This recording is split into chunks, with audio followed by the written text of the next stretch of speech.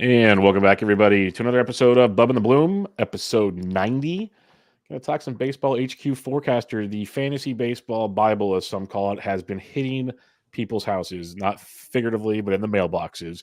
So they're coming in hot. I see all the pictures. Still haven't seen it on the left coast, the best coast, but it'll get there eventually. But it'll be fun to talk to a couple members that help contribute to the forecaster like we did last year. It'll be a great time. But first off, business as usual. I am on Twitter at BDentric, the podcast at Bubba Bloom Pod, and my co-host, as always, on the Twitter at RyanBHQ. Ryan, how we doing, my friend? Great, man. I'm excited for tonight. We don't usually have guests on the show, and that's pretty much by design. That's kind of your thing with Bench with Bubba. But the couple exceptions we make every year are mostly around the baseball forecasters. So excited to have Corbin and Alain on with us tonight. And yes, I am also still waiting my book, but it'll come. You think you'd have some pull once in a while, but apparently you don't. So that's pretty fun stuff. Let's talk about those aforementioned guests here. One gentleman, will be in the bottom left quadrant if you're watching on video. You can find him on Twitter at AC De Leon. Alain de Leonardis. How we doing, man? Thanks for joining us. Doing great. Thanks for having me, guys. Good to see you. I missed. I didn't get to go to FPAS this year, so I miss seeing you. Bubba's rubbing it in with the 2023 version of the FPAS. That's right. We did miss you this year, man. I remember last year talking with you and Brent Hershey at the bar, like while the Phillies were getting eliminated in the World Series. Well, that's a great conversation. That's Brent's team, and he put on a good face. But watching the life drain out of Brent's face, in real time. And the other lovely gentleman joining us tonight, you can find him in the bottom right quadrant of the video. Joined us last year to discuss this. He covers fantasy baseball and fantasy football, and he's pretty much got an article at least out every day. It feels like if you follow him on Twitter. That Twitter is at Corbin_Young21. Corbin Young, how you doing, man? Good. Yeah, good to see you. You were just talking earlier, I'm buried in target shares and yards after contact, but occasionally, around this time, there is baseball to cover as well. Yeah, it's fun. I can't remember who I had on about a month ago on Bench with Bubba. They said literally prepping for that show was the first baseball stuff they did. So similar boat as you. They're like, we take our break, we detox, we get over it because the grind of baseball is long. It's a very, very long grind. And you guys at the forecaster kind of don't get to enjoy that right away. That was the joke like Ryan and I always make is the season ends and you take a month off or whatever, 2 months, whatever people want to take. No, the forecaster writing starts basically like October, let's just say 10th for fun, probably earlier, but it's right away and it goes basically until early November. You got to rock and roll. So we get that PDF out by Thanksgiving. So that's a lot of fun stuff there, but we will jump in this and we'll bounce around and do all kinds of stuff, but let's get to know these gentlemen real quick for those that don't. Alan, we'll start with you. How long have you been with HQ and how long have you been writing the forecaster? I started writing for HQ in 2019. It actually came about because I'd been attending First Pitch Arizona for a few years, and I got to know Brent over the course of a few of those. And he invited me on board, and it was a great honor. I'd been reading HQ since like 2002. And I've been reading the forecaster since 2000. I have every one of them since then. So it was it was a great honor to come on board. And so and then the first forecaster I contributed to is the 2020 forecaster. So I guess this year's forecaster would be my fifth. Awesome. Corbin, is this year 2 for you? Yeah, I just finished up year 2.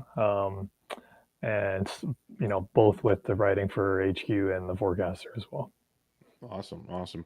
Ryan, what's it like working with these guys? I know I believe you worked with Corbin directly. I don't know if you worked with Alain or not. How was that experience? Let's flip the script for a second. How was that experience for you? It's funny. So you mentioned the grind of baseball season and it stops, but it's funny because I work with Corbin, and it's pretty much every day. We're getting sometimes multiple times, an email back and forth or a page back and forth, like pretty much nonstop from a couple of days after the season ends until, I don't know, we take a couple of days off. Corbin doesn't. I take a couple of days off for first pitch. And then about a week after that, like early mid-November is when it kind of we're done with the player boxes. We move on to the next stage. So it's pretty much nonstop back and forth with Corbin. I also work with Brian Rudd. And so basically like the structure of it's, so I am Corbin's kind of initial editor along with Brian. And there's a whole like organizational tree almost with like Ron Chandler at the top. There's Brent with the final edits. Ray Murphy does the projections. So we spit out as part of the forecaster boxes. We have a kind of a baseline projection. And as part of actually writing the boxes, we're supposed to look at the projection as well and say, oh, this looks right. This looks off, whatever. And then beneath that level even is like your editors and the writers themselves. So Alan, who did you I didn't really work with Alan at all. I see the fruits of his labor, which are pretty hilarious and pretty funny, but who was your editor throughout the process? Was it Brent? It's always been Brent.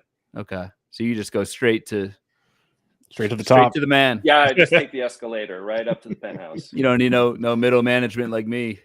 Nah. I think that's how Jock was too. I think Jock's straight to Brent. Yeah, as well. Brent has a team that goes right to him too. It's three of us. It's me, Jock, and Spore. Oh, That's Paul, right. Of course, Paul. Well, it helps him going straight to the top. He's like 7 feet tall, so that helps for Paul Spore. There's no doubt about that. What else do you guys do writing wise for HQ? We'll start with you on this one, Corbin. What else do you write in season for HQ? The American League Facts and Flukes is kind of what I started with, and then I think I added like the NL East playing time for like a month or two, and then I kind of switched over kind of bi-weekly for the Arsenal report, and I was splitting that bi-weekly with Brent, I believe. What about you, Alan? So typically I write the Playing Time Tomorrow NL East weekly column. The last year I was on sabbatical, so I actually was just off. But I'm talking to Brent right now, actually. We're starting to organize the assignments heading into next year because some of those articles are starting to trickle out now. There was a Playing Time Tomorrow article, I think, that was published today. Yeah, by Brian Rudd.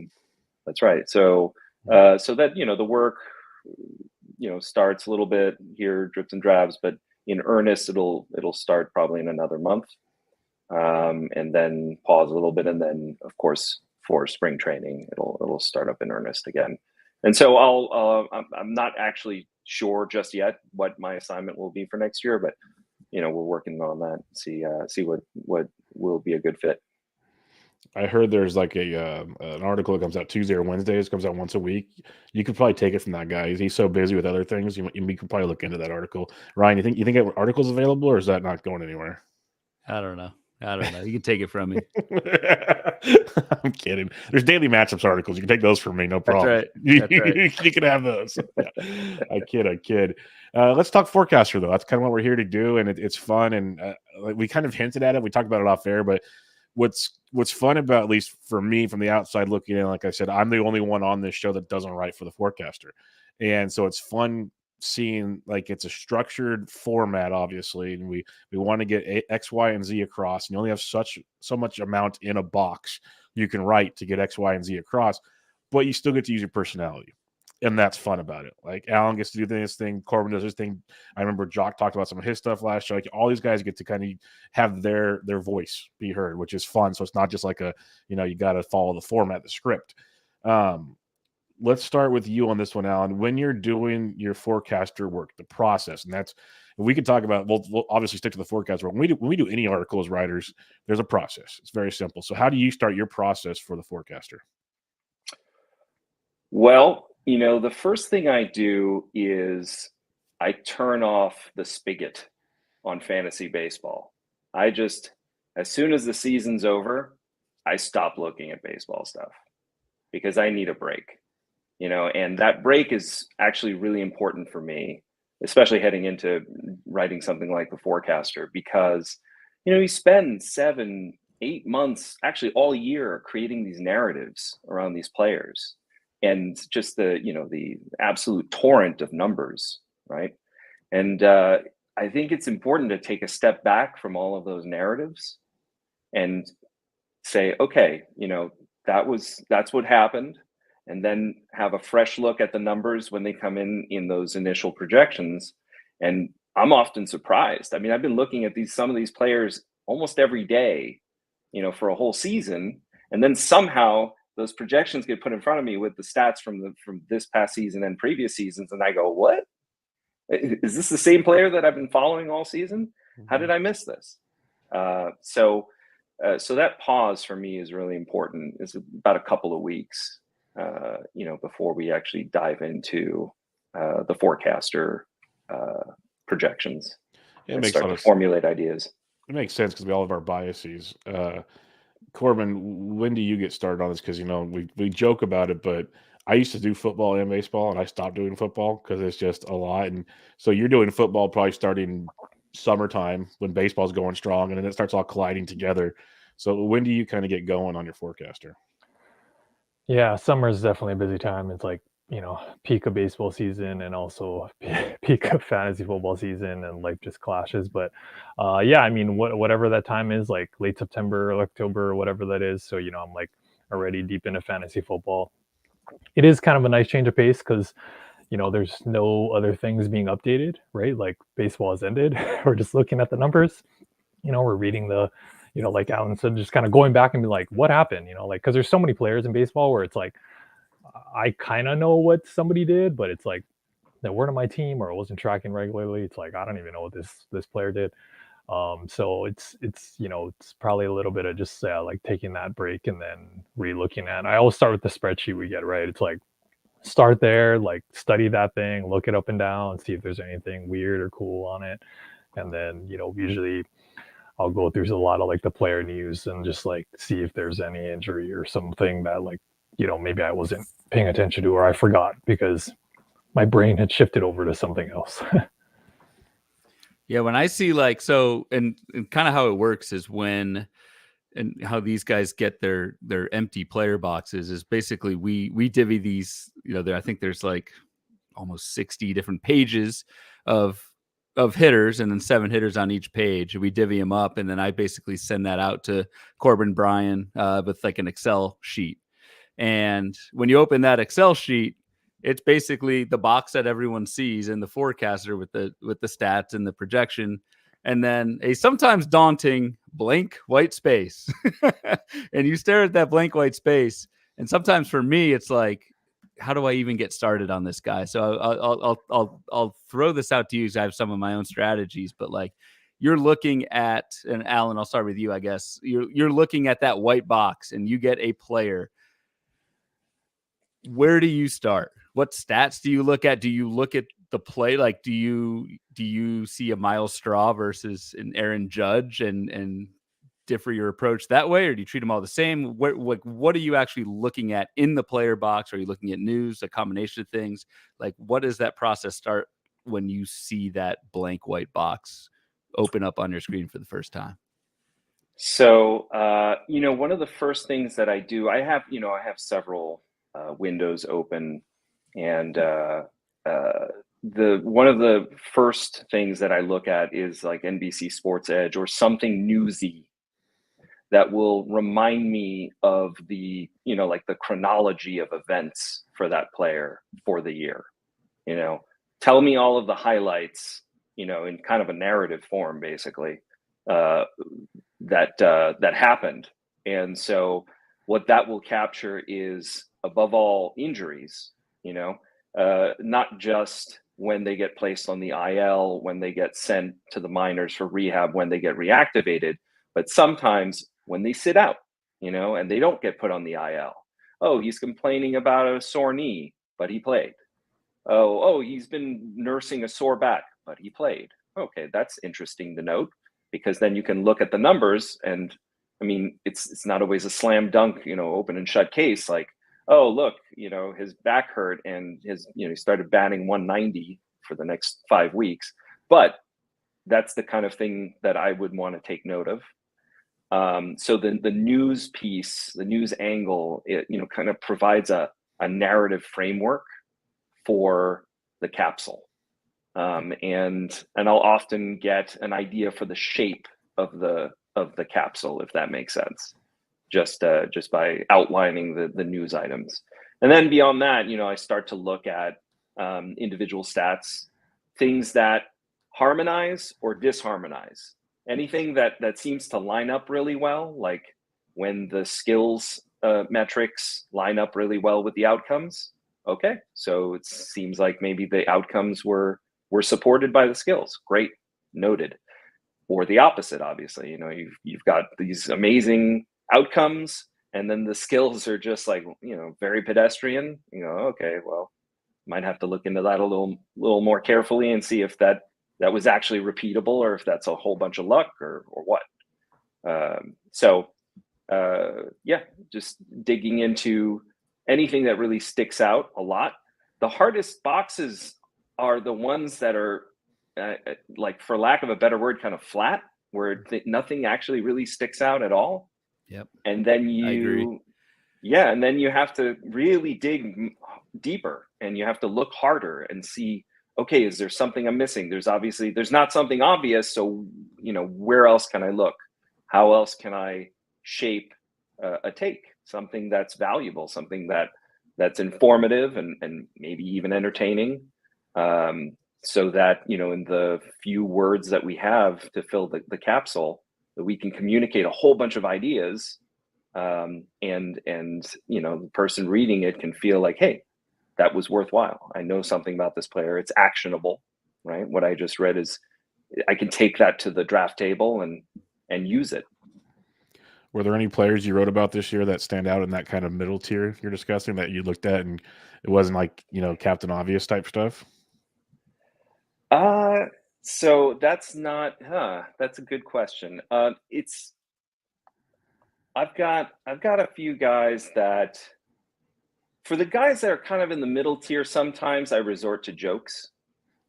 Because we'd get along well then.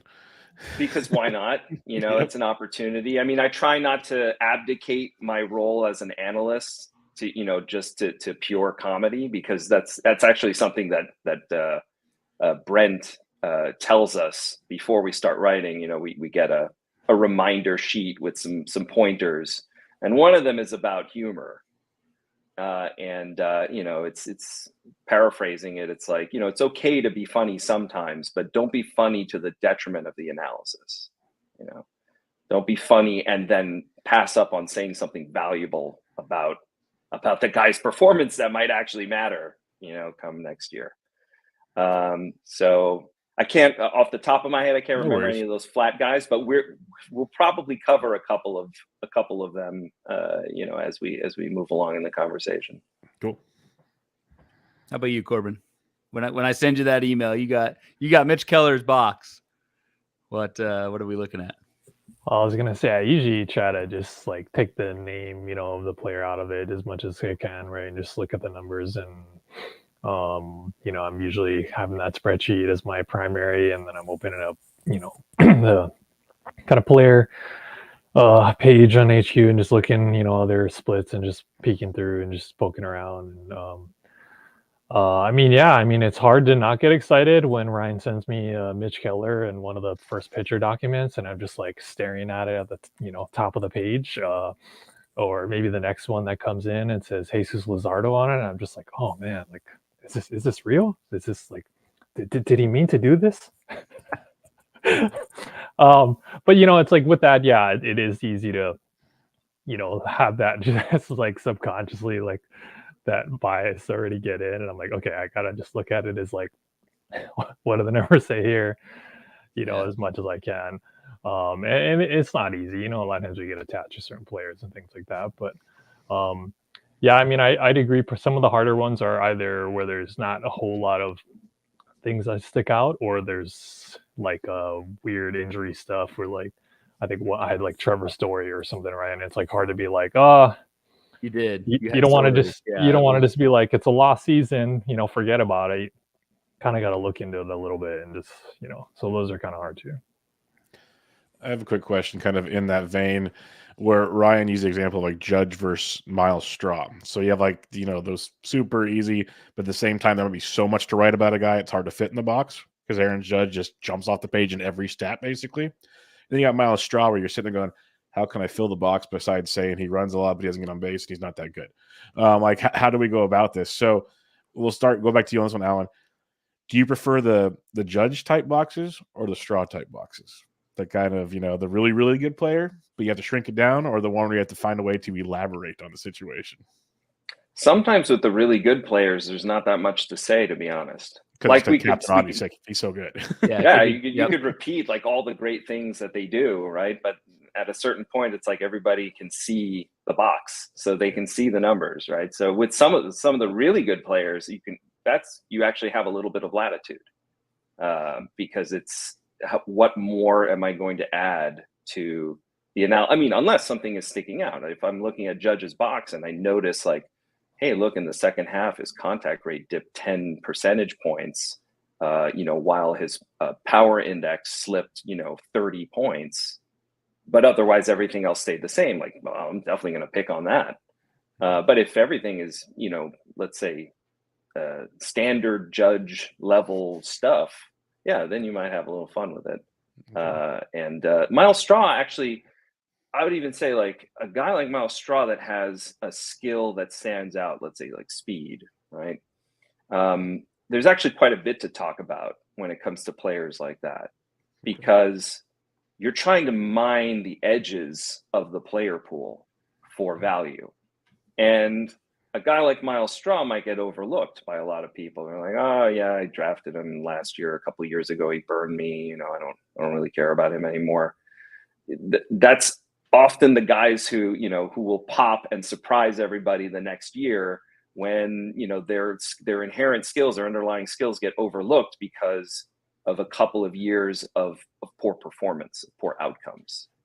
And then they just, they can slip under the radar. So if there's something still interesting in a Miles Straw type, even if he hasn't delivered in a couple of years, that could be interesting from an analytical standpoint.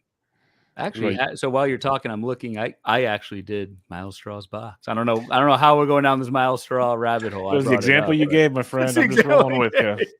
Your words. Yours truly actually wrote him up, and I kind of remember that, but sometimes I totally black out and don't remember the guys I wrote. What about you, Corbin? Do you prefer the Judge side of things, or or do you prefer like the Jesus Luzardo, Mitch Kellers of the world, or do you prefer, maybe someone else just kind of not great, like Alex Wood maybe? I mean, I love the pitchers. That's why I changed the example for you. Yeah, I mean, I think my problem is, I'll happily own up to this. My problem is I go a little too deep, and I'm like touching on too many things, and Ryan's trying to reel me in. It's like looking at too many things, right? Or I'm picking out too many things, and so I know that, but yeah, I mean, I think some of the hard ones are like some of the better players when they're just consistently good. I mean, Juan Soto was one where it was like hard, but it was also like just kind of like kind of the same old story, but maybe there's something else in there. Even some of those outlier players when maybe they played a ton this year or something, it's like, is that sustainable, that kind of thing. But I mean, I'd rather look at the crappy players like Jordan Lyles. It's fun to dig into a player that you probably never really looked at for most of the season. You're talking to a guy that studies catchers for a living, so we are good on this one, guys.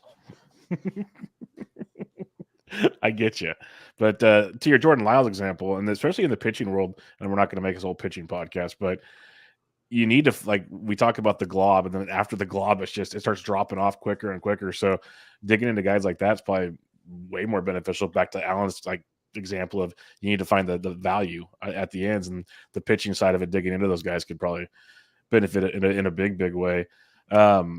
Ryan kind of hinted at it earlier, and we'll go to Corbin on this one, and we'll go to Alan after. What stats do you guys like to focus on when you're writing? Because there's the baseball savants of the world. HQ obviously has their great list of stats. You get your sheets with projections on it. What do you prefer to start with, Corbin, when you kind of mold your player boxes?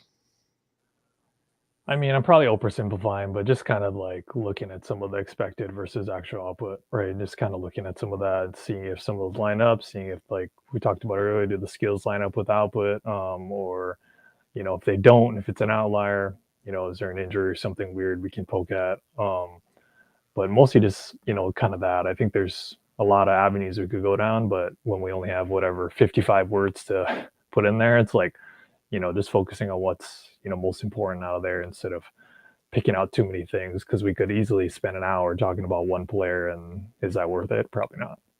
I'm glad you said it, because I've been wondering. There's 55 words. That explains. So to the listeners out there, just picture that in your brain, like 55 words to give every person that reads those boxes what they need to know for what happened in 2023 and to what look for in 2024 in 55 words. And not only to do it in 55, but like I think we do in total over 800 players. So like, not only is it 55 words, but like, you've got to mix it up. Like if every single box is the same format and the same type of thing you're talking about, for the reader, that's not as engaging.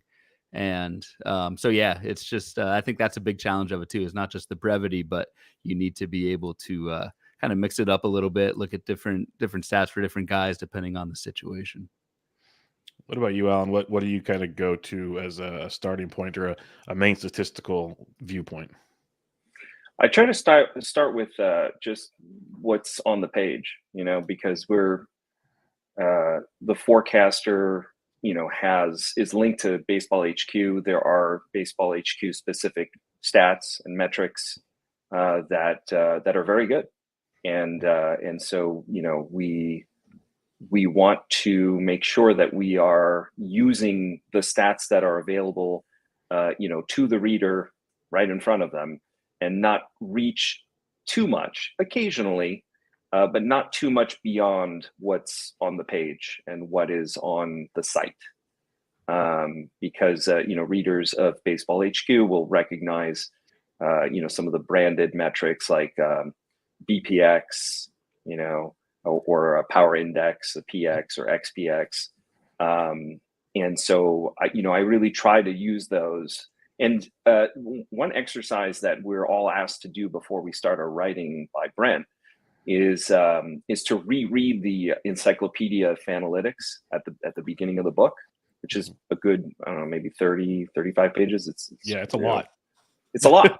It's a lot. And the funny thing is, like, we write about this stuff all year, and then for the forecaster, and even I will crack open the Encyclopedia of Analytics as my warm-up exercise to get ready for forecaster writing, and I'll go, oh right, that's what goes into the BPX calculation, right? I have a notion of it, and sometimes it's not like I'm not calculating it myself all the time, and so it's good to be reminded of the relationship between the metrics, and how to lift the hood and remind, be reminded of how they actually work by looking at the formulas again. But I and other writers, if you go leaf through the book, you'll notice that, for example, in the pitching section, we'll make references to things like pitch mix, or the swing strike rate for a particular pitch. Yeah, that's not on the page. That's true. But those, as long as we're not doing that for every single player and constantly referencing stats that are not on the page, it's okay to add that kind of external, data in order to make a point about the player and what we are seeing in the stat box. Perfect. It's very interesting to me, because I gave Ryan a hard time a couple of years ago when we kind of started doing this stuff, and I was new to just doing the daily matchups, and I'm going over the encyclopedia, and I'm like, my goodness, my goodness, and they're great stats. That's the thing. Is like, I'm a very sarcastic person. Obviously, most people who listen to the show know this by now, but the stats are amazing. But it's like like you said, you get the encyclopedia, it's 35 pages long, and you're like, what in the world are we doing here?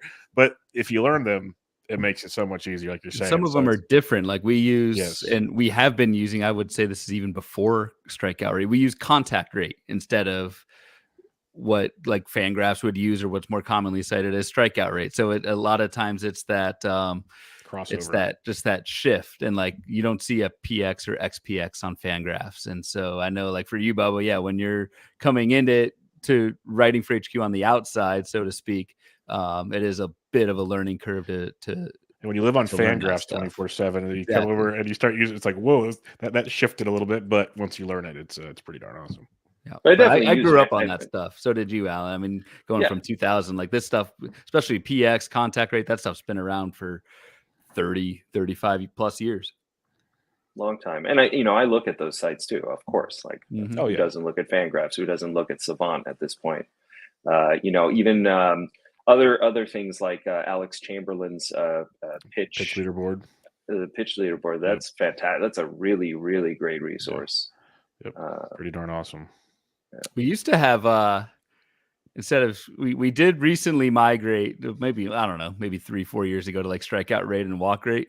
But do you guys remember DOM and CTL and CMB? Those were the old like K per 9, walk per 9s, and then strikeout divided by walks. Well, that was me, thank goodness. That was we switched over to strikeout rate. Maybe it was a few years ago now, but even that somewhat recently was different on the boxes. Yeah, that was really quaint. Yep. I mean, it was just as informative. It's just that because all of those other metrics are so much more, in use, it's like you're paddling upstream trying to make a point where there's no functional difference in terms of what you're trying to communicate. You're just labeling it differently. So like, let's maybe just change the label so that everybody understands, and we can move on. I didn't have a vote in it, but I thought it made sense when we made the switch over. Corbin, real quick, what's harder, the Baseball HQ encyclopedia or the litany of football stats?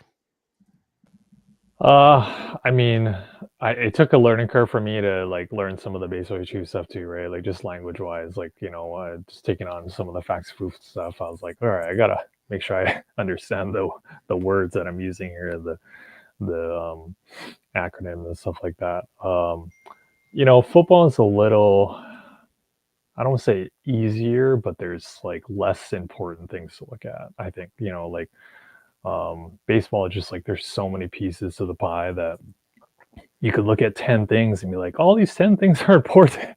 Yep. But then it's but football is a little more like, we can look at a few things and get a good idea of like what's happening.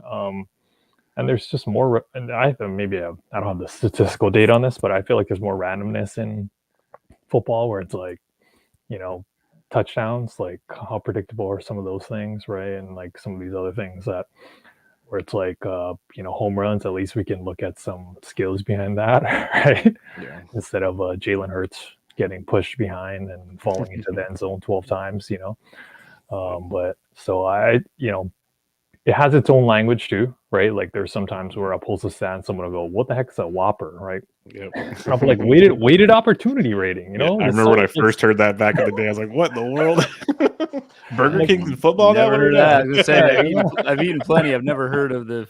I've never I know what I know what Corbin's talking about now, but yeah, I get you.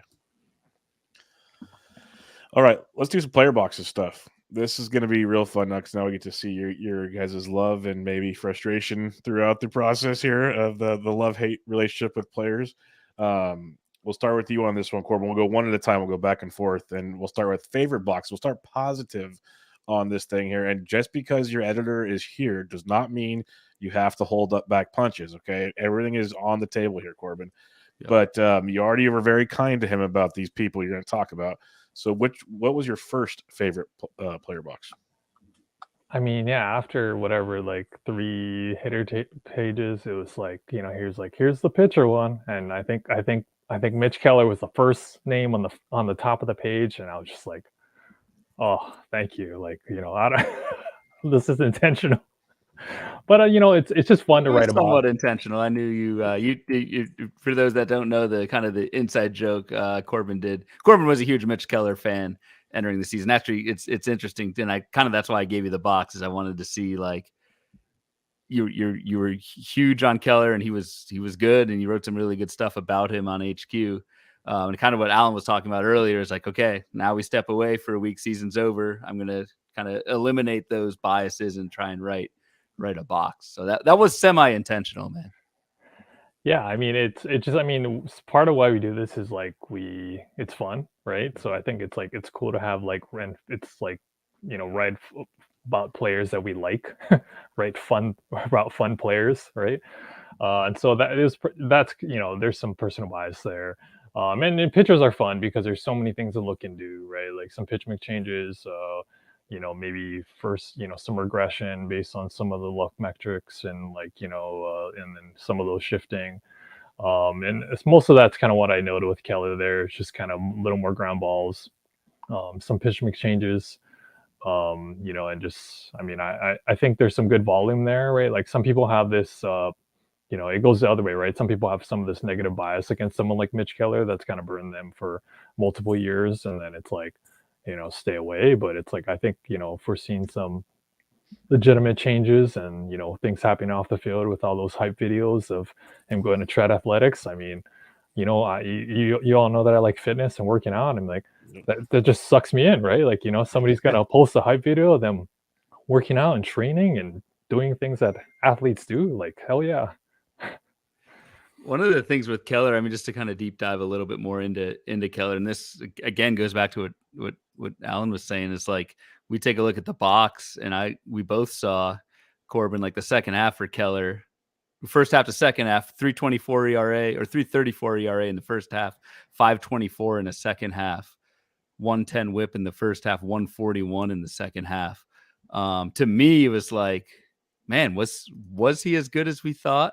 Or was that second half collapse almost? Was that skill based? Was that luck? I mean, we've got the box in front of us, but how did you kind of weigh that second half collapse from your boy? And did you pin it more on skills or luck?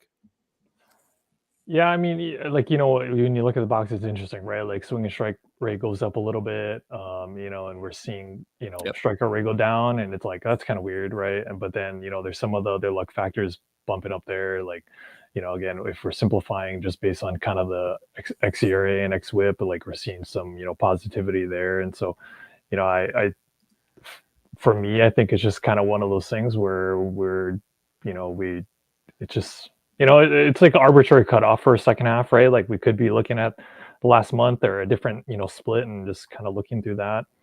I mean, I don't know where he's going in drafts, but it just feels like one of those like SP3, SP4 kind of guys that, it's like it could go either way, right? Like some of those guys, like maybe like a Pablo Lopez or Sonny Gray of this kind of year, right? Where it's kind of in the middle, right? They've done some good, they've done some bad.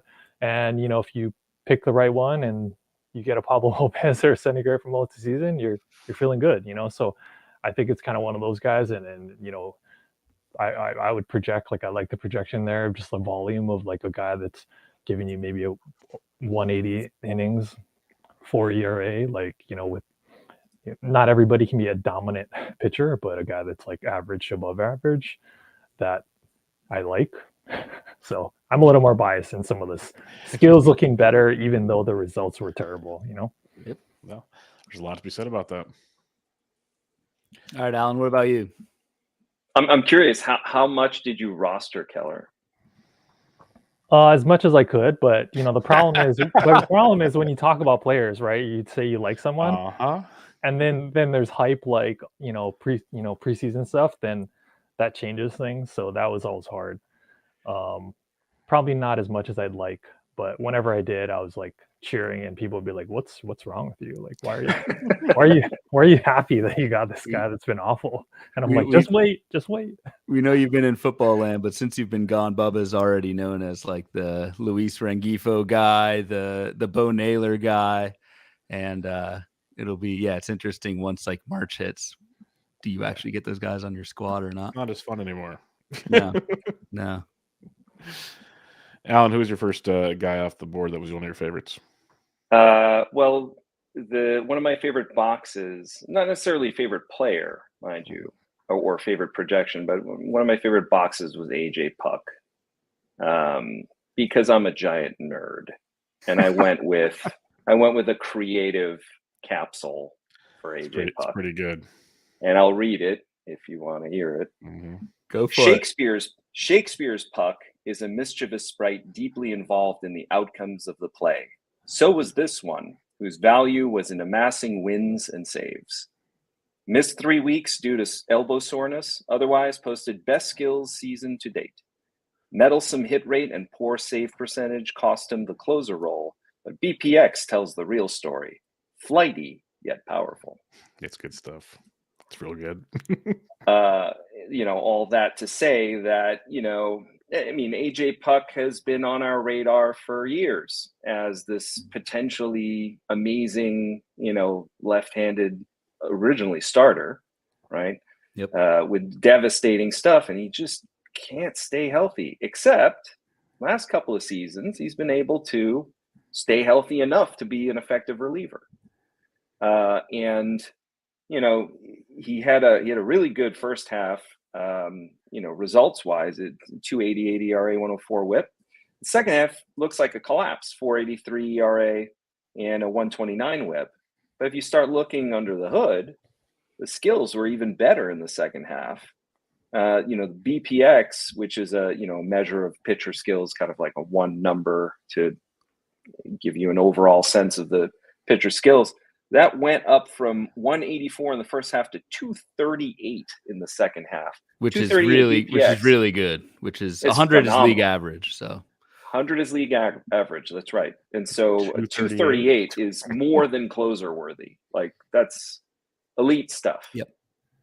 So we're talking about a guy who, yes, still has to stay healthy in order to make good on the promise, but the promise is there.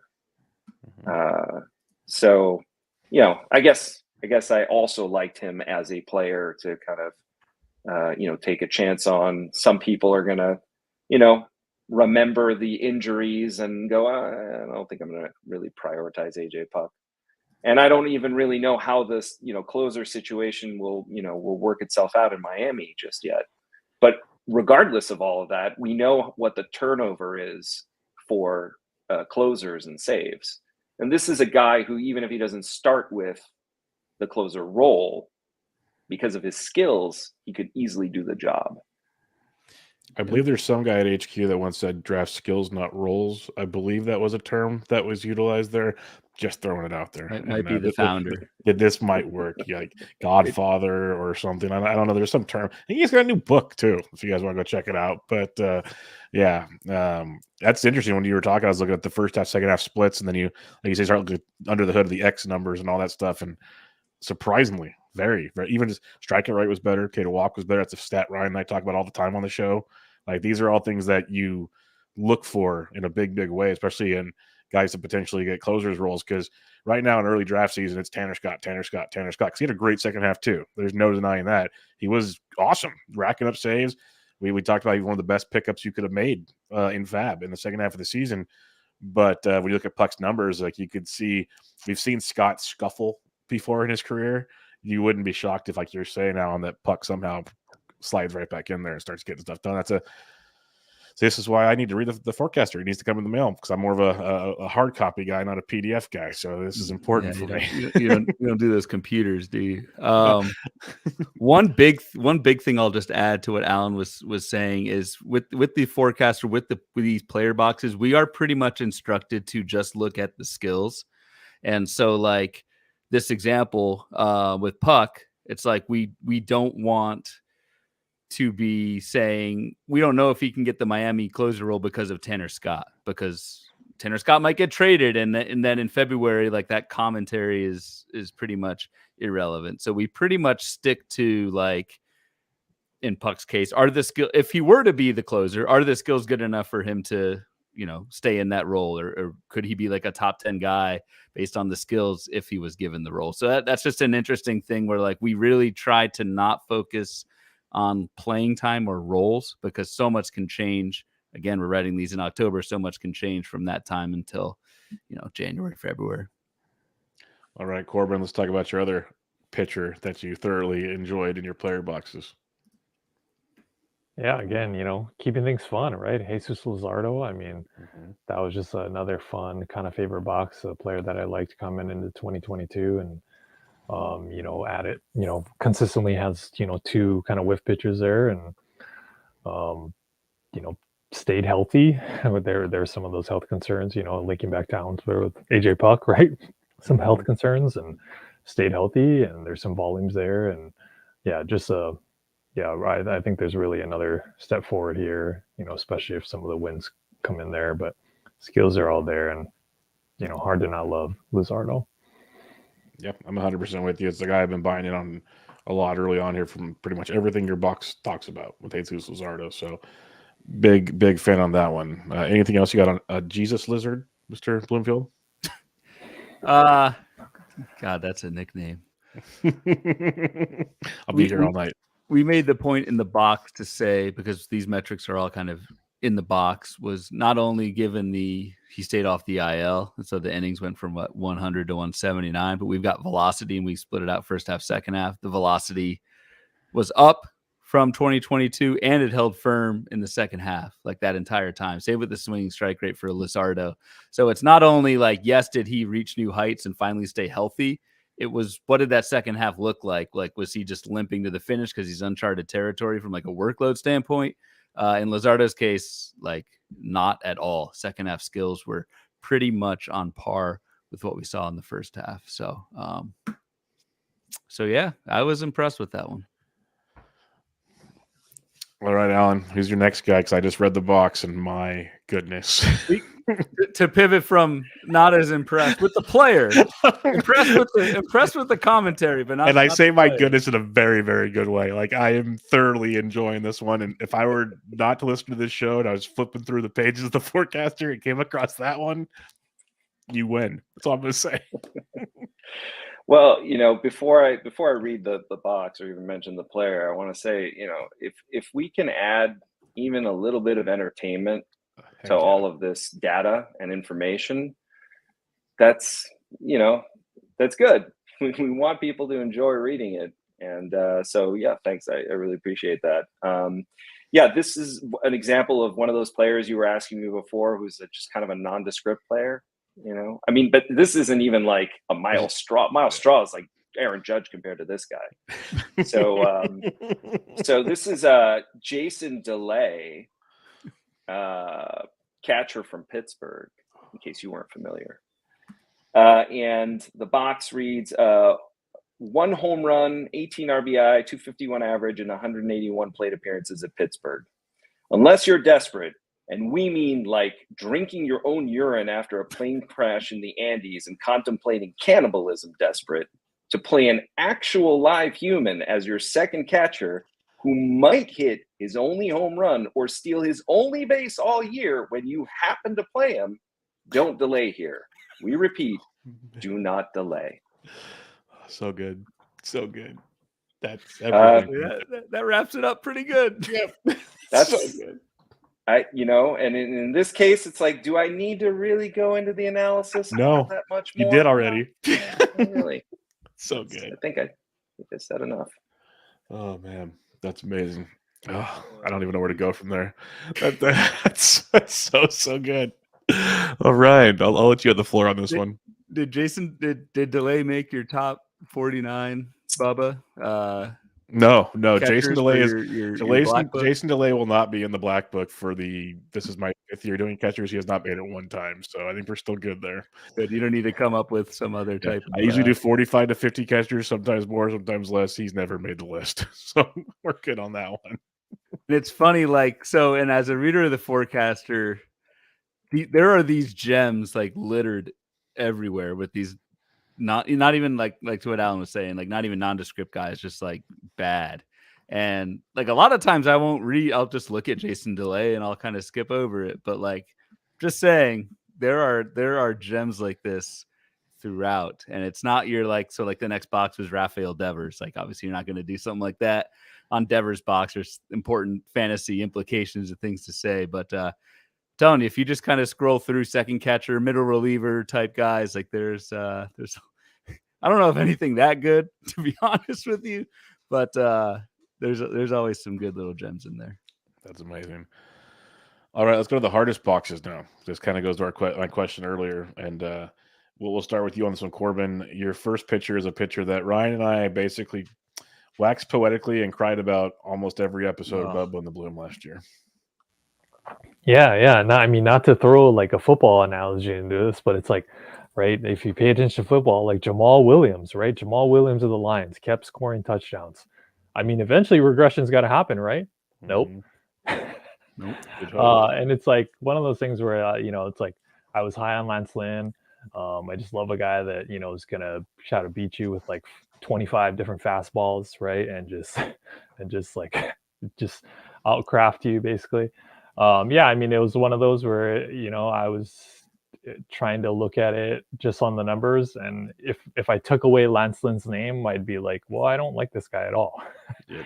It's like, you look at it's like, oh yeah, regression could happen, and it's like, oh, but skills got even worse, and it's like, so it's definitely a pretty scary box, and it was hard because it was one of those where it's like, kind of going in optimistically, and again, taking that break off from baseball, right, kind of just like shoving that out of my memory of what Lanson looked like, and then looking at it, it was like, wow, it was real bad. I think I left him in my lineup a lot. It's like maybe that's why those teams weren't so good.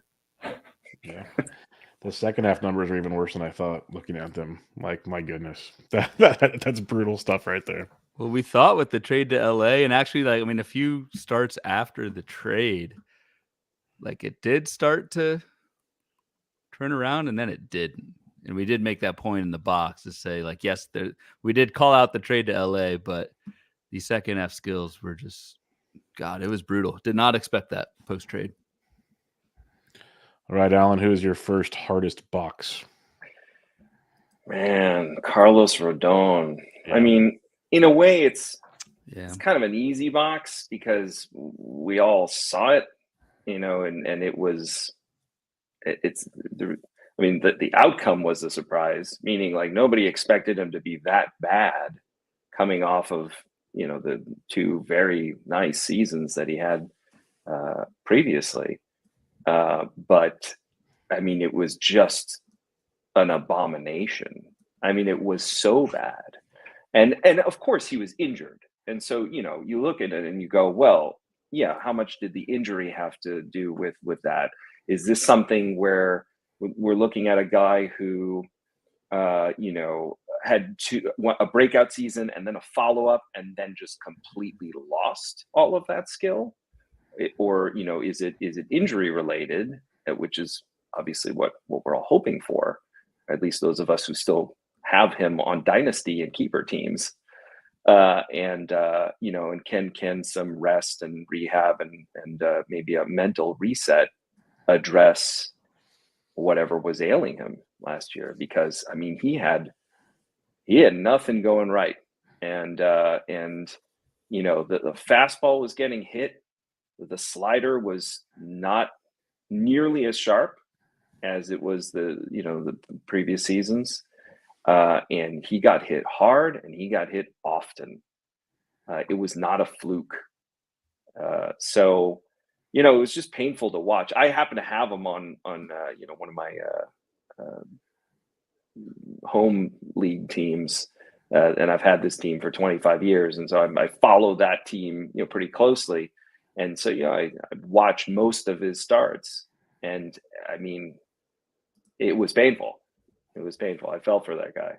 And then to do that on the biggest stage in Yankee Stadium in New York, like, it's just rubbing salt in the wound every time.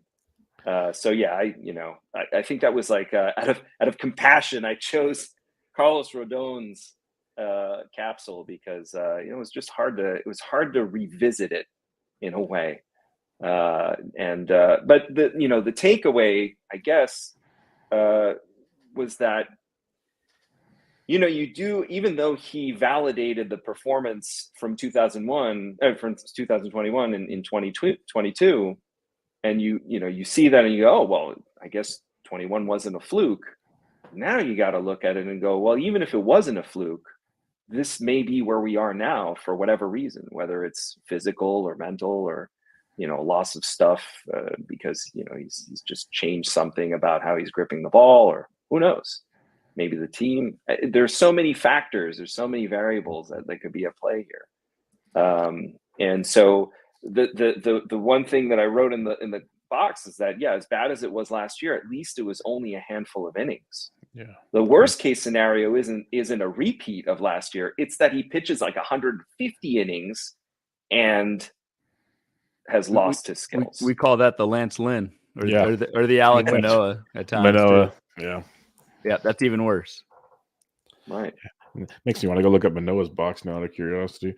But yeah, Rodon, he's a tough one. Ryan and I were actually doing an underdog draft last night. We were texting about Rodon, like still on the board and his ADP. We're still confused about why he's going so high, and it's a weird one right now. Corbin, you mentioned this next pitcher earlier in the show. So did you find something interesting when you dug into him as one of your hardest boxes? Jordan Lyles. Like I remember looking at the box and I was like, bad, right? Just like along the board. And it's like, wow, this dude just eats innings, right? Like 11th most innings the past 3 seasons, like just one of the worst ERAs, like with Patrick Corbin. Yay, that's a great category to be in, right? Where you eat innings and you're terrible. It's like pro eats innings con. That's just a long list. Destroys ratios. It's like a CVS receipt. Yeah. It's like, well, I guess he doesn't walk many guys. That's about it. But yeah, it's one of those where it's hard because it's like, I got to find a little bit of optimism, right? Like there's got to be some optimism here. Well, then look at Corbin throws a little comedy at the end of this one. This is good stuff. It was really good. That one might have been, Corbin, I don't know if you remember, that one might have been added post editing. Yeah, I think so. I don't even. Yeah, it wasn't me. Can't claim that one. Yeah, I was about to say, look at that. It is a good one. It's very good at the end there. Alan, are you editing pages without us knowing? No, I haven't been asked to edit. Okay. Sometimes after it goes up through me, sometimes there's still changes that get made to it through the last few. But yeah, the final line in Jordan Lyles' box is pretty good. But other than that, Mrs. Lincoln, how was the play? Which I thought was pretty good, but I couldn't claim something like that. Let me tell you, Brent and Ray have pretty good senses of humor. Oh yeah. I can legit see Ray saying that out loud. Now that you mention it, I could really see Ray saying that one.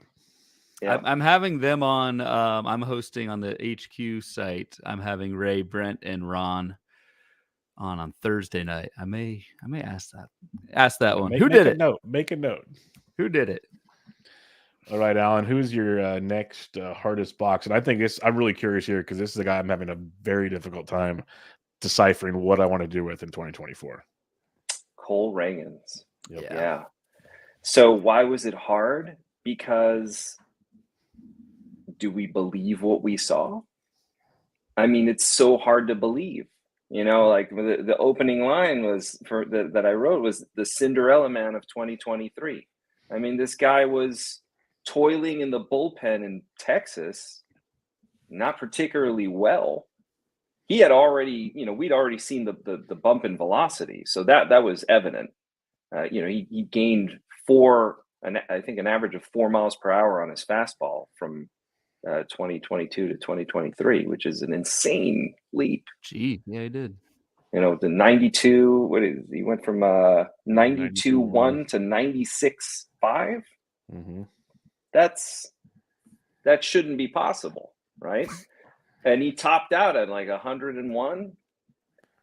So the velocity was there, but it hadn't really come together in the Texas bullpen yet.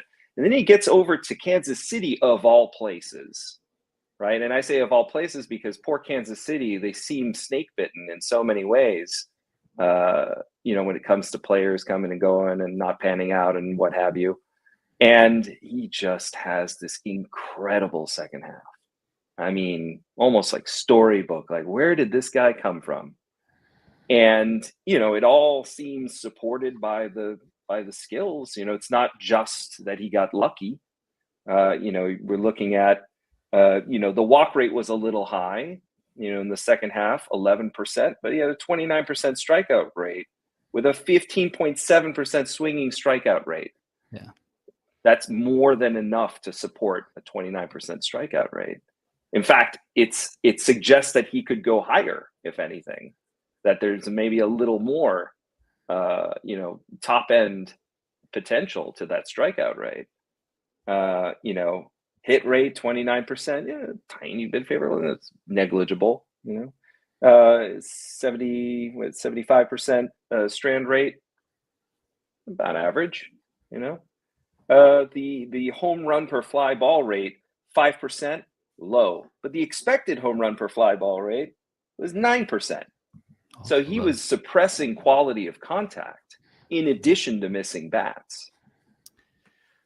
And then we have our BHQ metric, the BPX metric, which base is league average is 100, and in that second half he scored a 143, which is really good for a starter. Those BPX numbers tend to skew higher for relievers because they go all out and they pitch harder. For a starter to have a 143 BPX, that's really good. So you look at that and you go, well, maybe he is that good, but it's hard to believe, right? It's hard to believe.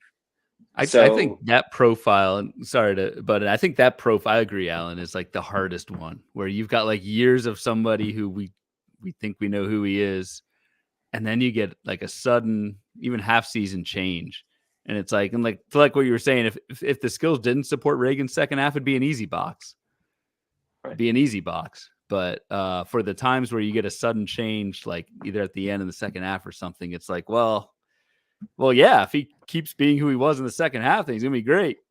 But I can't tell you which version we're gonna see next year. Like that's a really good example of a profile for me that is like really hard to write about.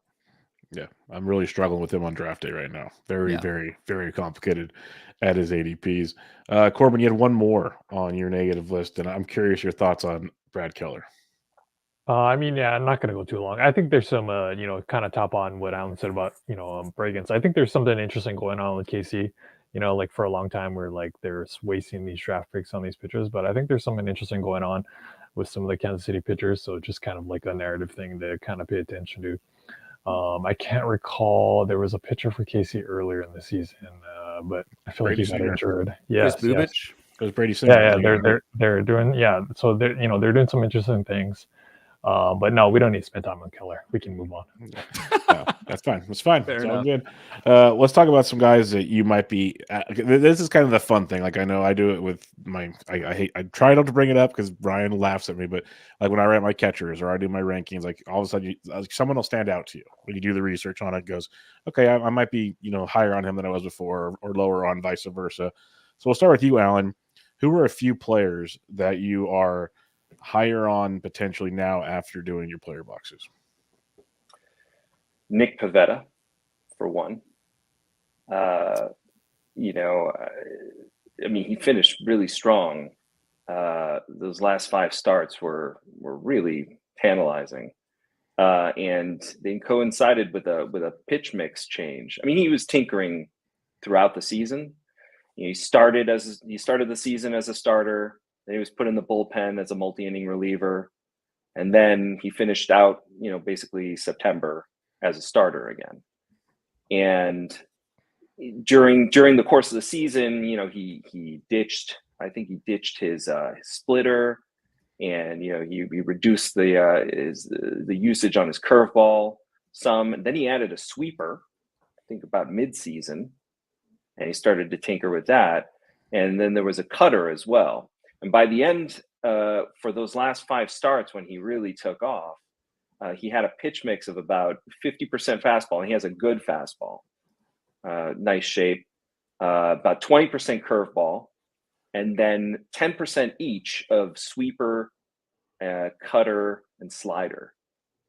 And something was working because the results and the skills were agreeing that he had found a good mix with those 5 pitches. And we're talking about a guy who, is capable of throwing 180 innings. He did that the year before. In 22, he went 180 nowadays. That's like near the top of the league. So you're talking about some serious innings. This isn't like, oh, you might get 140. I mean, yeah, we don't know how many you're going to get, but he's shown himself capable of handling, a full starter's workload. And if he can carry over, even, a fraction of that improvement into 2024 as a starter, there could be a very good opportunity here for a good ROI, depending on where he's going in the draft. I don't know. I haven't been checking ADPs, so I'm not really sure where he might be going in these early drafts. You guys have a look. I got it up right now for you. I'll let you know. Pavetta, It was about funny. 176. I just glanced down 176. Yeah. I do like on the box right below Pavetta's Colin Pache. You call him the king of all vultures. I thought it was pretty funny. That 12 or 13 wins. All the wins. Alan, why don't you go ahead and give us your other two real quick here? Sure, yeah. Especially the catcher coming up. This one just melts my heart. So, yes, tell me. Oh, God. I didn't see the catcher on the... The catcher won for the 2023 fantasy season. If I was curious, the catcher won. Here. Yeah. Oh, I'll be curious to hear your take, Bubba, because you're all about the catchers. William Contreras really jumped off the page for me. I mean, this is an example of a player that I rostered on one of my teams, and I was fully aware of how good he was during the season because I was reaping those rewards, as a fantasy manager. And yet, despite tuning in and seeing the box scores and seeing all the juicy stats that were rolling in, it wasn't until I actually looked at the forecaster box that I realized, wow, yeah, really good season, and these skills suggest that he could be even better. Yep. And it's not just that he's 26, I believe, 25, 26. Yeah. 26, yeah. He'll be 26.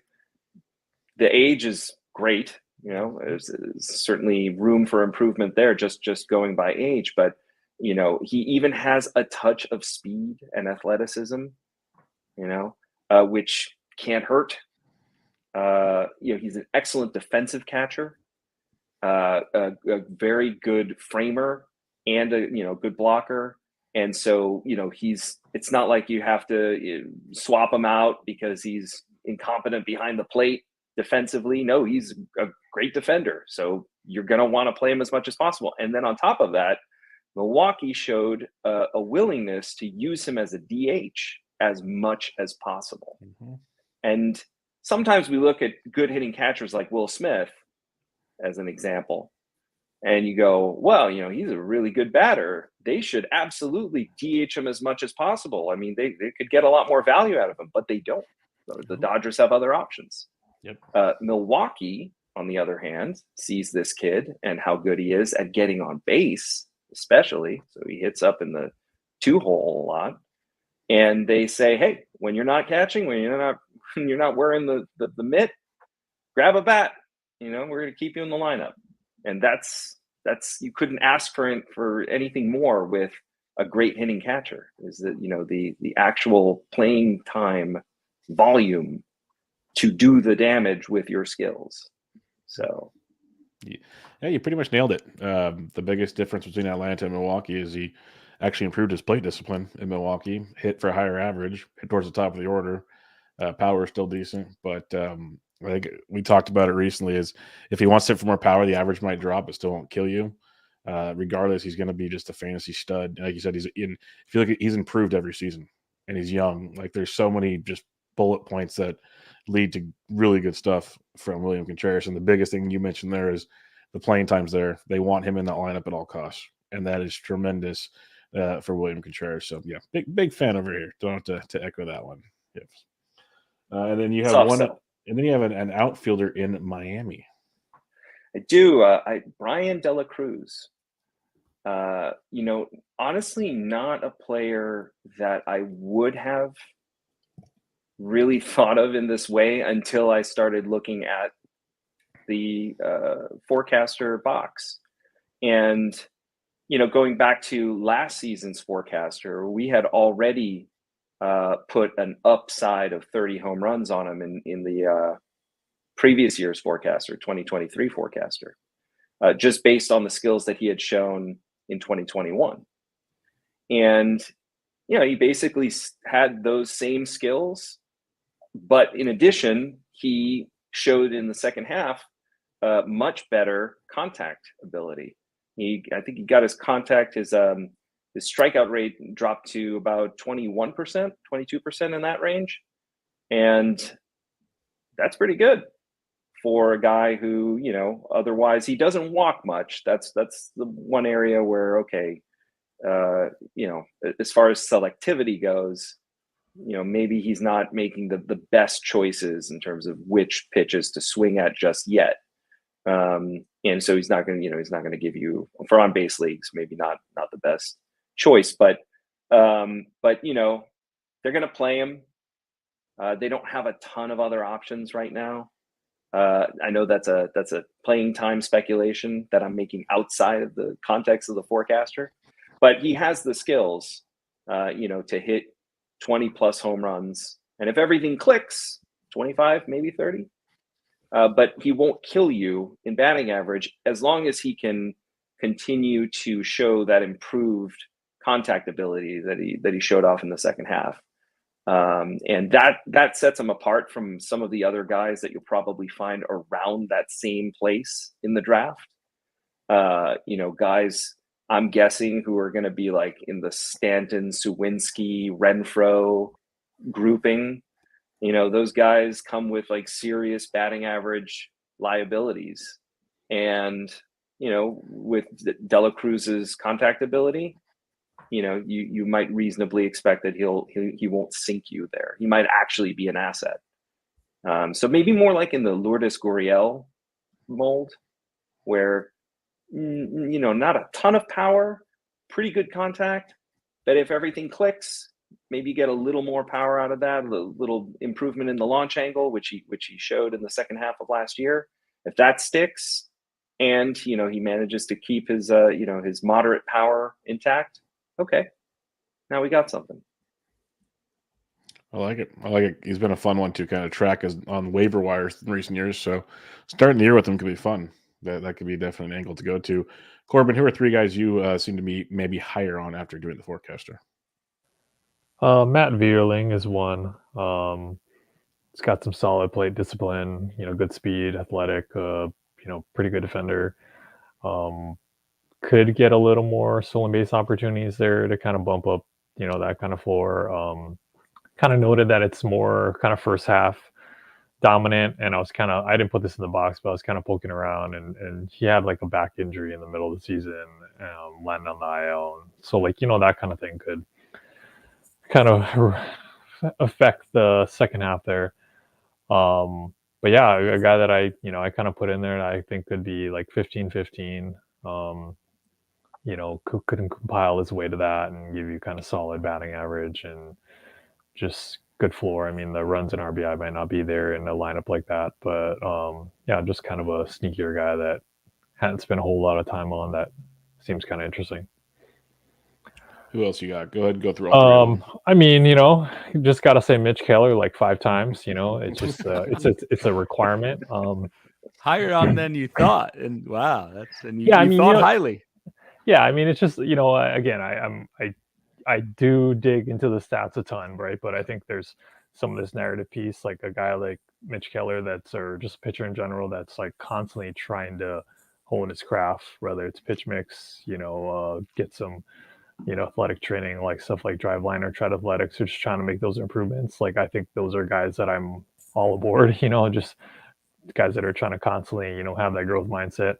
And the final player that I was kind of higher on or was interesting, but this was before the Will Smith signing, was James MacArthur of the Royals. Another guy that I just didn't realize had put up some saves towards the end of the season last year.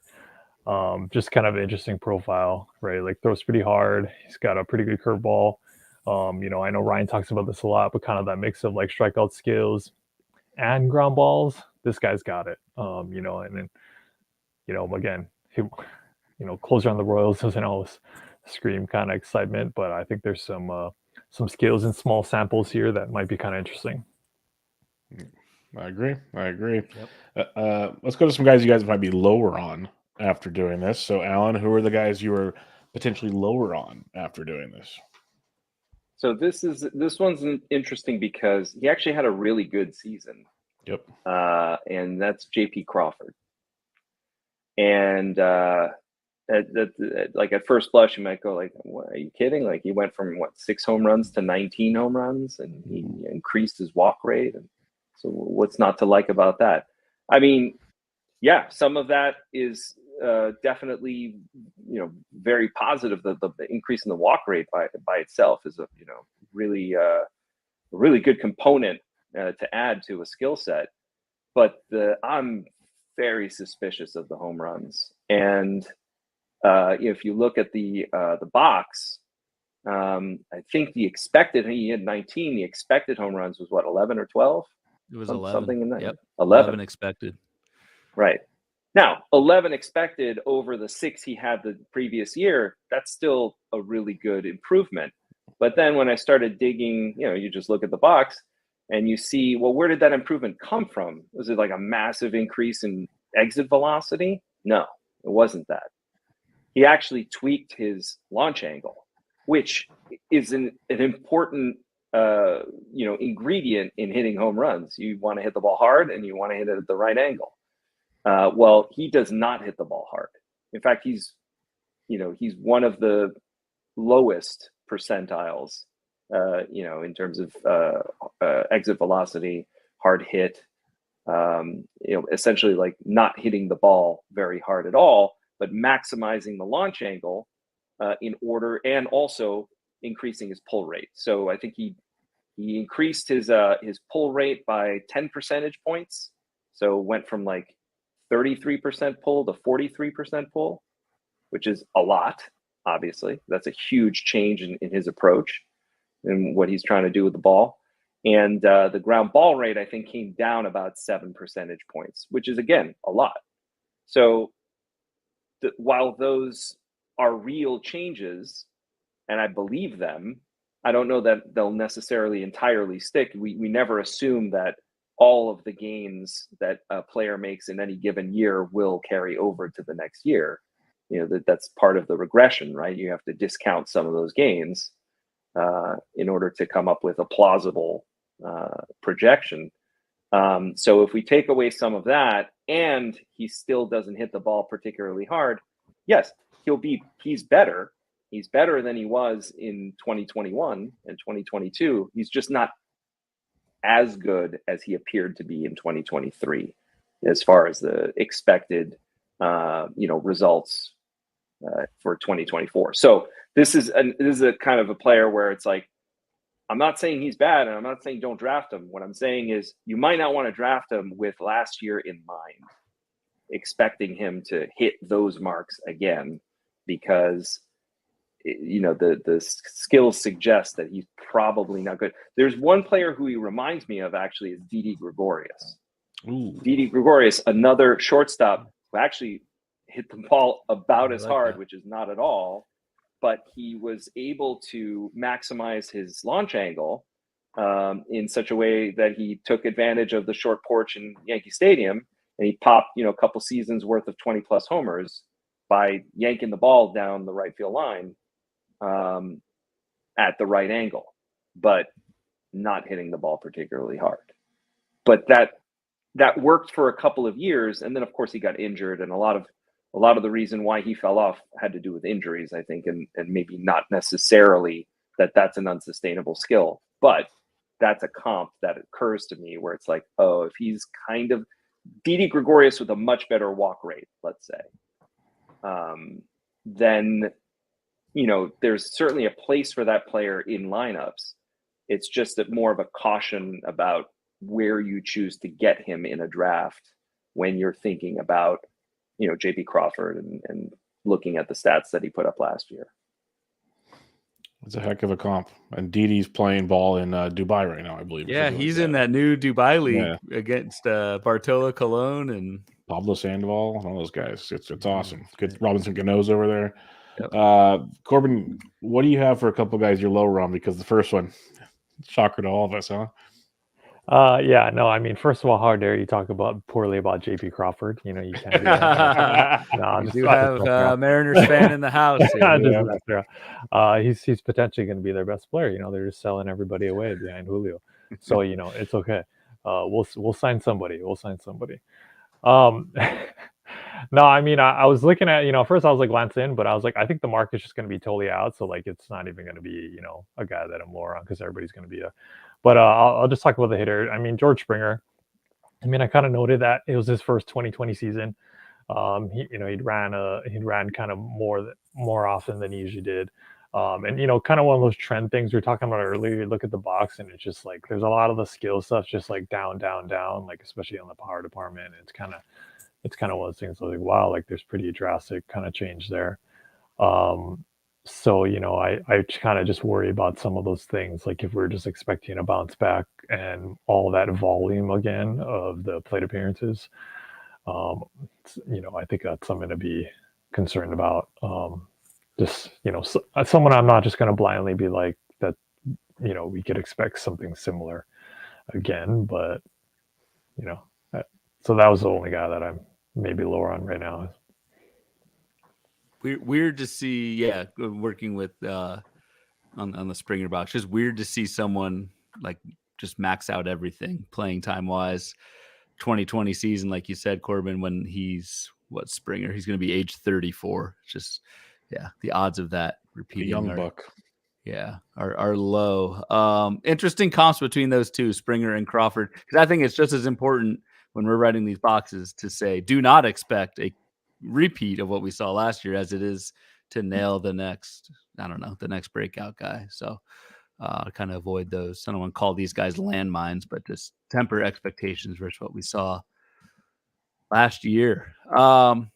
Real quick, guys, we've been talking about player boxes the whole time.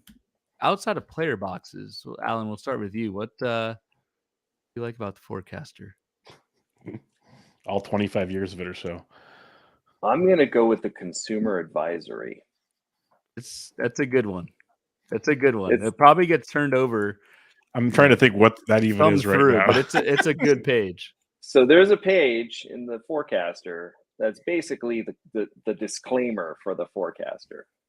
And I don't know if you happen to have it in front of you, Ryan, but anybody who doesn't know what it is or isn't familiar with it, maybe we just leave it at that and say, you know, it's a reminder that, you know, these are projections. They're created by human beings. You're all human beings. You get it. We're not perfect. And you know, we strive to do the job as well as we can. Hopefully, you know, we do a good job. But you should, as the reader of the forecaster, if you were just buying the forecaster for the numbers, you're not really getting the most out of the book. The book isn't about the numbers solely, or even primarily, some might argue. It's about understanding the process that goes behind the numbers and the process that allows us to arrive at the conclusions that we give you. And if you understand the process, then that's far more valuable than any number that we can spit out, you know, for you. So that's why I really like that page, because it's a reminder, like, oh yeah, it's fun to see, oh yeah, this guy, 25 home runs, you know, 30 steals, awesome. But if you understand why we arrive at those numbers and why we arrive at the commentary that we do, then, you know, it's like, you know, teach a person to fish in that vein of, you know, of thinking. And there's so much in the forecast. Who writes the consumer advisory? Sorry, I had to put it. Who writes it? That's got to be Chandler. That's got to be Ron. Yeah, I think. I'm reading it right now, and I'm like, okay, this is good. There's like, I can tell why Alan likes this even more now. Number 6 through 10, right? Yes, pretty much. I'm like going through these while you're talking. I'm just like, my goodness. Number 6. If your copy of this book is not marked up and dog-eared by draft day, you probably didn't get as much value out of it as you might have. It's page 10 of the book. We usually tuck it in at the beginning. It's page 10 this year. Well, I even like the right above number 2. If you bought it in bold, if you bought this book purely for the projected statistics and do not intend to spend at least some time learning about the process, then you might as well buy just an $8 magazine. Yeah, an appropriate amount of snootiness in that comment, but well earned. There's a reason why this publication has been around as long as it has. It's pretty impressive. And beyond the consumer advisory, the encyclopedia of Fanalytics that I mentioned earlier, the MLEs are great. The major league equivalents. So those are tables towards the end of the book where you can look up players who are in the minor leagues and have their equivalent stats, projected out if they had been in the majors, for a couple of years in some cases, to give you a sense of, how that production actually stacks up. Because sometimes, we're looking at these minor league numbers and it's hard to tell park factors, the league, hit rate. So there's so many things that can change from league to league in the minors. And so you might look at a stat line and think, wow, that's really great. But you start factoring in all of those other factors, and then you realize like, oh, well, for a 28-year-old in single A to hit 27 home runs in a park, that is, 4,000 feet elevation, it's not such a big deal anymore. And the MLEs will reveal, will unmask, both in a positive and in a negative way, depending on who you're looking at. So you can find some really good diamonds in the rough. I mean, if you're a prospect hound, okay, maybe you already know those names. But if you're not really involved in dynasty leagues or keeper leagues as much, that's a particularly good resource. And then the universal draft grid at the end, because I think that the system of tiering players is really valuable, just visually to have buckets of players that are similar this is kind of a known thing. People have been doing this for a while. It's not going to surprise a lot of people maybe, but I think it's still extremely valuable as a tool when you're trying to make decisions about who to draft and not fixate on just a single player. You can realize like, oh well, here's the bucket. Draft grid is always good. It's always at the end. How page is it this year? It's like 276, something like that. I agree. I like the tiering on that a lot. Corbin, how about you? Yeah, I mean, mostly like the front half, right, where it's like looking at the definitions, all the research articles. I mean, like I get into this problem where we're like, it's a lot of alphabet soup, as Ryan likes to say. We're just spitting out all these metrics and numbers and things, but like really trying to pare it down to what's important and making sure we're understanding what we're communicating, right? Like that's mainly our job as kind of writers and analysts. We're looking at all the data and we're trying to pare it down for what people need. Sometimes I joke with people that at the end of the day, somebody just wants a list of rankings and a list of names, right? But our job is to kind of look in through and make that list of numbers and names a little more digestible. So yeah, I really enjoy the no one asked me what I'm going to say anyways. I really enjoy the articles at the front. I think there's just because you guys get some guest writers plus some HQ writers thrown, and they're not like deep articles, but they're enough to like kind of get you like from Fab from the previous year or playing time articles or stuff like that. So it kind of gets you your brain working even more before you get to the player boxes. So it's pretty fun in that regard. Ryan, I'll ask you, what is your favorite section of the forecaster besides the part that says the end, or the part that says your name on the cover, I should say? There's a really good research article, the Stolen Base Recap of 2023. See, I mean, it's just like so well written. It's Field, I think, something Field. Blumfeld. Yeah, Blumfeld. It's a modern marvel to the English language. Oh man, I just want to say I helped with some of the ideas there. No, I'm kidding. But yeah, no, looking forward to reading it all. Actually, like I said, I'm more of a physical copy guy, but just doing the show, perusing the PDF while we talked was actually pretty fun. So I'm gonna have to start, get to the 21st century here and do some fun things. We'll see. But we will wrap it up there, gentlemen. Before we head on out, though, We'll start with you, Corbin. Let people or remind people where they can find you. Plug all your stuff. You can plug your football stuff. Let people know what you got going on because you're a busy, busy man. Yeah, thanks for having us. Good to talk baseball with y'all and kind of see your faces, and it's good to do that. On X or Twitter or whatever this platform's called, Corbin _Young 21. Mostly football stuff at the 33rd team. For some fantasy football stuff, I look at some like high value touch stuff, red zone, go to goal data, things like that. And then for baseball, it's mostly Baseball HQ with some of the facts and flukes, and I dabbled in a little bit of Arsenal Report last year, but so just it'll be incoming. It'll pick up steam here once the new year starts here. That's what I was going to ask. When on the Twitter feed side, are we flipping back to the good side? Usually it's after once kind of playoff like real NFL playoffs start. I might take a little bit of a break, and I do some coaching in January and February, so it's kind of like once those things die down, it'll probably switch over. It is hard. It's like it's two parts of my brain. It's like I have to close the football tabs. I have to take a break, open up this baseball tab, where it's like this other website. I can't type in football websites anymore. That's why I'm not just kissing your rear end here. It's impressive because the depth you write about.